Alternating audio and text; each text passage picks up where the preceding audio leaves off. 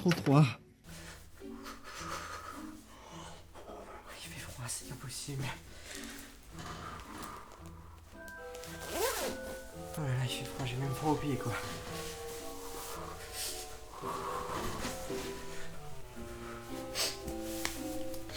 Oh non, j'ai une équipe, putain. Cet hiver de merde là. Ah, ça me bouche les oreilles.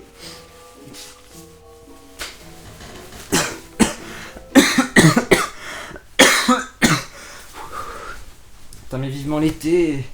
Oh là là, c'est horrible, horrible. Vivement l'été, vraiment.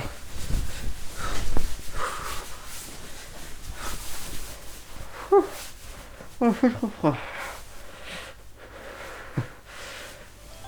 Non, non.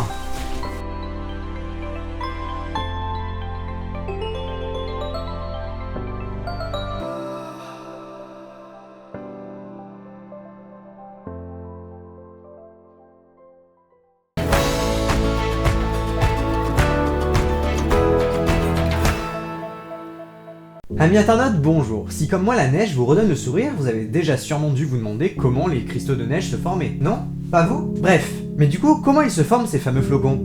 Eh bien, leur formation débute généralement quand une masse d'air chaude et humide s'élève en se refroidissant à la suite d'une collision avec une autre masse d'air. Une partie de la vapeur d'eau alors contenue dans l'air se condense pour former tout plein de gouttelettes d'eau. Sauf que pour se former, ces gouttelettes ont besoin d'un noyau sur lequel se condenser. Et ce sont les particules de poussière qui vont jouer le rôle de noyau. On assiste à la formation d'un nuage. Dans le cas d'un nuage destiné à donner de la neige, le processus n'est pas terminé. La température va continuer de baisser jusqu'à devenir négative. Mais les gouttelettes ne gèlent toujours pas, elles sont dans un état dit de surfusion. Ouais merci, mais c'est quoi déjà la surfusion? C'est quand une matière, dans notre cas l'eau, reste dans un état liquide alors qu'au vu de sa température, elle devrait être logiquement dans un état solide. Mais cet état en fait il est fortement instable, Une petite perturbation de rien du tout peut suffire pour déclencher la solidification. Une gouttelette d'eau pure peut par exemple rester liquide jusqu'à moins 40 degrés si on ne l'embête pas. Bref, du coup dans notre cas, la solidification des gouttelettes d'eau dans le nuage est déclenchée par les particules de poussière. Cette transformation peut commencer à opérer autour de moins 6 degrés. Mais la température de solidification de l'eau sur sa poussière varie de l'une à l'autre. Ouais, parce qu'aucune poussière n'est identique. La solidification des gouttelettes d'un nuage est donc très progressive.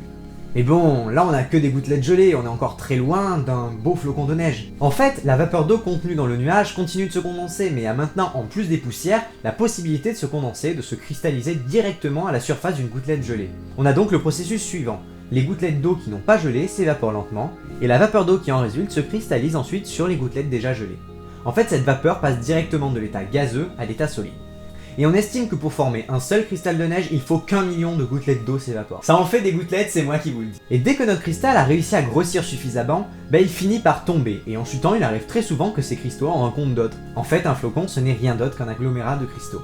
Mais qu'est-ce qui détermine la forme des flocons? Enfin plutôt la forme des cristaux. Déjà, tout cristal a une symétrie hexagonale. Cela provient du fait que l'angle entre les atomes d'une molécule d'eau est tel que le cristal de neige n'a pas d'autre choix que d'être hexagonal. On pense aujourd'hui que la diversité de formes vient des conditions de la formation du cristal.